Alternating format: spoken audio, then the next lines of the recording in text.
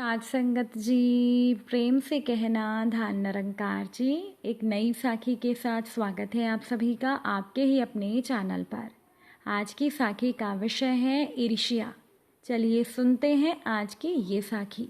साध संगत जी, पुरानी बात है, एक गांव में एक जमींदार रहता था। जमींदार को अपनी हवेली की छत पर बैठकर हुक्का पीने की आदत थी। शाम के समय मूढ़े पर बैठकर जब वो हुक्का पी रहा होता तो उसका कारिंदा उसके पैर दबाता रहता। जमींदार की मूछें बड़ी बड़ी थी। हुक्का पीते समय मूछों पर लगातार ताव देते रहना जमींदार की आदत थी।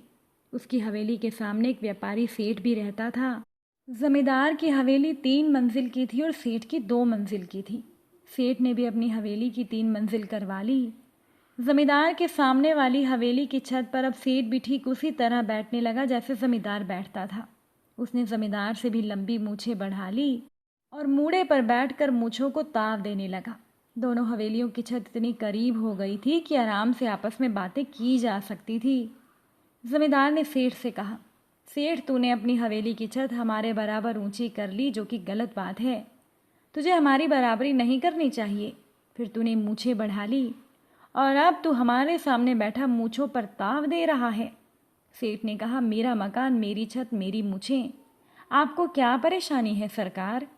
जमींदार ने कहा, अच्छा इतनी हिम्मत, अगर तू असली इंसान है तो अपने मकान से निकलकर बाहर आ। मैं भी आता हूँ और अपनी तलवार से तेरी गर्दन उड़ाता हूँ। जमींदार गुस्से में बोला। सेठ ने जमींदार से कहा, सरकार आप कैसी बातें कर रही हैं? इस तरह से गली मोहल्ले की लड़ाई क्या आपको शोभा देती है? कायदे की बात तो ये है कि कोई तारीख तय करके मेरे और आपके बीच मुकाबला हो जाए। जो जीतेगा उसकी मूछें रहेंगी, जो हारेगा उसकी मूछें साफ। बोलिए क्या कहते हैं? जमींदार ने कहा, बात तो तू ठीक कह रहा है, तू ही बता कब का रखेगा मुकाबला? सेठ ने कुछ सोच कर जवाब दिया, देखिए सरकार, इस समय बरसात का मौसम है, गांव में चारों तरफ कीचड़ हो रही है। बरसात निकलने के बाद की तारीख तय कर लेते हैं। आज से ठीक 3 महीने बाद हमारे आपस के बीच में मुकाबला होगा। जो हारेगा उसकी मूछें साफ हो जाएंगी। जमींदार ने कहा, 3 महीने बाद क्यों, अभी क्यों नहीं? सेठ ने कहा, सरकार आप तो बड़े आदमी हैं, मुझे तो लड़ाई की तैयारी में समय लगेगा। हम व्यापारी लोग हैं, हम लड़ाई लड़ना क्या जाने। वो तो मूछों को बचाने के लिए लड़ाई लड़नी पड़ रही है, इसीलिए कम से कम 3 महीने का समय तो मुझे चाहिए। जमींदार ने हामी भर दी। अब क्या था, दोनों तरफ से लड़ाई की तैयारियां शुरू हो गई। इस गांव तो क्या, आसपास के गांवों में भी ये खबर फैल गई। सेठ जी अपनी छत पर बैठकर अपने मुनीम को रोजाना का हिसाब लिखवाते। मुनीम जी, बनारस से 2 गाड़ी लाठियां मंगाई थी, वो कब तक आएंगी? और 25 आदमियों के रुकने खाने पीने का इंतज़ाम करवाया था, वो हुआ कि नहीं? और हाँ मुनीम जी, आप तक कुल कितने आदमियों को खबर हो चुकी है? अब मुनीम का जवाब था, सेठ जी, अभी तक 200 आदमी तैयार हो गए हैं और आसपास के गांवों में रुकवा दिए गए हैं। असल में उनको यहाँ लाना तो ठीक नहीं है ना। जमींदार को पता चल गया तो दुगनी तैयारी करके हमें हरवा देगा। जमींदार छत पर छिपकर उन दोनों की बातें सुन रहा था। जमींदार ने तुरंत 400 आदमी तैयार करने के लिए कह दिया। दोनों तरफ तैयारियां जोरों से चल रही थी। सेठ अपने मुनीम को रोजाना छत पर बैठकर हिसाब लिखवाता था। आदमियों की फौज बढ़ती जा रही थी। लाठी, तमचे, तलवार, भाले, बंदूक और हथगोले तक सेठ की सूची में आ चुके थे और जमींदार की सूची में उनकी संख्या दुगनी हो गई थी। जमींदार के पास पुरानी हवेली तो थी, लेकिन आमदनी के नाम पर कुछ खेत ही था। कुल मिलाकर कहानी ये थी कि जमींदार नाम का ही जमींदार था। इस लड़ाई के चक्कर में जमींदार की हवेली और खेत दोनों गिरवी रखे गए। लड़ाई का दिन आ गया। जमींदार अपनी फौज को लेकर मैदान में जा पहुंचा। तरह तरह के हथियार लिए हजारों आदमियों की फौज जमींदार के पक्ष में नारे लगा रही, लेकिन सेठ का कहीं पता नहीं था। काफ़ी देर के इंतज़ार के बाद सेठ अपने मुनीम के साथ आया और बोला, बहुत बड़ी गलती हो गई सरकार, मेरी औकात नहीं है आपसे लड़ने की। कहाँ आप और कहाँ मैं, सिर्फ मूँछों की ही तो लड़ाई थी। इनको तो मैं अभी साफ करवा कर आपके चरणों में डाले देता हूँ। चलो मुनीम जी, जल्दी मेरी मूँछें साफ कर दो। इतना कहते ही मुनीम ने सेठ की मूछें साफ कर दी। जमींदार की सेना ने जमींदार की जीत के नारे लगाने शुरू कर दिए। जमींदार की जीत के नारे लगाने वालों में सबसे आगे सेठ था। साथ संगत जी, जमींदार की समझ में आ चुका था कि सेठ ने कोई तैयारी नहीं की थी। सिर्फ झूठ मूठ को मुनीम को खर्चा लिखवाता रहता था। 2-3 साल में जमींदार की हवेली बिक गई और वो हवेली सेठ ने ही खरीद ली। साथ ही साथ सेठ ने जमींदार को अपने यहाँ नौकरी दे दी।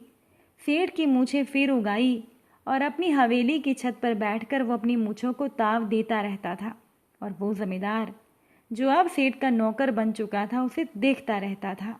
साथ संगत जी, इसे कहा जाता है ईर्ष्या। ईर्ष्या के बारे में सबसे पहले ये समझना ज़रूरी है कि ईर्ष्या की नहीं जाती, हो जाती है। कोई भी व्यक्ति ऐसा नहीं होता जो सोच समझकर ईर्ष्या कर पाए। ईर्ष्या तो मानव के सहज स्वभाव के मूल में निहित है, ये प्रकृति की देन है। इसी तरह से ईर्ष्या सामाजिक शिक्षा या संस्था नहीं है जिसके लिए किसी को प्रशिक्षित किया जाए। आइए अब हम ये सोचते हैं कि हम कहीं दूसरे के सुख से दुखी तो नहीं होते, जैसे कि अपने पड़ोसी का सुख या अपने किसी पहचान वाले का सुख हमें परेशान तो नहीं करता। निश्चित रूप से कर सकता है। तो इसका इलाज क्या है?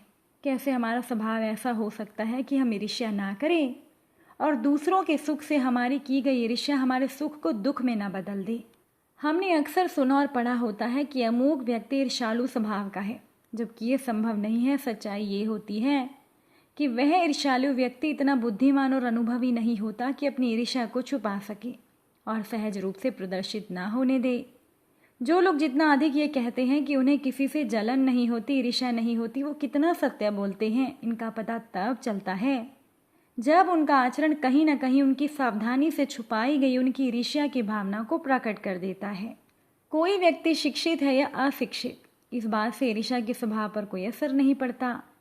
समान कार्यक्षेत्र के लोग आपस में सहज ही ईर्ष्या करने लगते हैं। स्कूलों से लेकर बड़ी बड़ी कंपनियों में स्पर्धा की भावना को बढ़ावा दिया जाता है।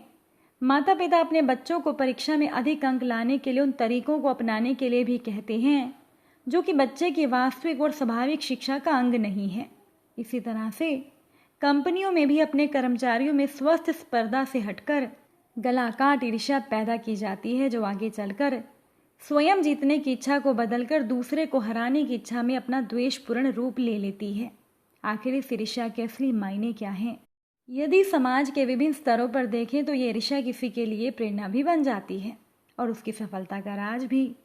तो फिर ईर्ष्या को अच्छा माना जाए या बुरा? निश्चित रूप से ईर्ष्या को 2 हिस्सों में बांटा जा सकता है। एक ईर्ष्या वो है जिसका परिणाम नकारात्मक होता है और दूसरा वो जिसका परिणाम सकारात्मक होता है और जिसे हम स्वस्थ स्पर्धा की भावना भी कहते हैं। स्पर्धा की भावना हमारी प्रकृति के लिए एक अनिवार्य ऊर्जा है। अब सवाल ये उठता है कि ईर्ष्या करने से कैसे बचा जाए। तो उसका एक ही उपाय है कि हम जैसे ही खुद को किसी से ईर्ष्या करते हुए पाएं तो हमें खुद पर हंस लेना चाहिए और ईर्ष्या को मनुष्य का सहज स्वभाव मानते हुए इसे सरलता से आने और चले जाने देना चाहिए। सीधी सी बात है, ईर्ष्या को हम आने से तो नहीं रोक सकते, लेकिन इसका उपहास करके इसे अपने मन से जाने को मजबूर जरूर कर सकते हैं। गरीबों में अगर ईर्ष्या और वैर है तो स्वार्थ के लिए या पेट के लिए। ऐसी ईर्ष्या और वैर को हमें क्षम्य समझना चाहिए। हमारे मुंह की रोटी कोई छीन ले तो उसके गले में उंगली डालकर निकालना हमारा धर्म हो जाता है। अगर हम छोड़ दें तो देवता है।